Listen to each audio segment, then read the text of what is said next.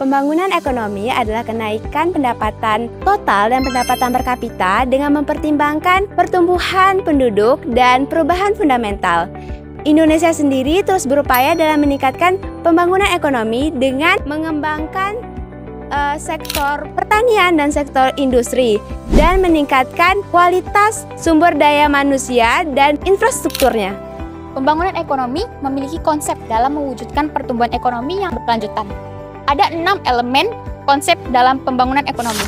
Yang pertama ada pertumbuhan ekonomi, distribusi kekayaan, pembangunan manusia, pembangunan berkelanjutan, dan kebijakan publik. Seperti yang kita ketahui bahwa strategi pembangunan ekonomi sangat penting untuk negara sedang berkembang seperti di Indonesia. Karena strategi pembangunan dapat menumbuhkan laju pertumbuhan ekonomi.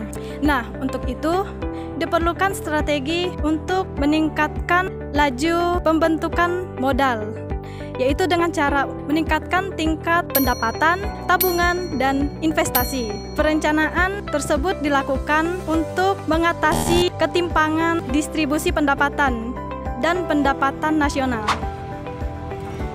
Pembangunan ekonomi di Indonesia seiring waktu mengalami transformasi atau perubahan budaya. Terlihat dari transformasi struktural ekonomi yang dulunya lebih ke sektor pertanian atau tradisional berubah ke sektor modern atau industri di perkotaan. Sebagai akibatnya terjadi urbanisasi dari pedesaan ke perkotaan.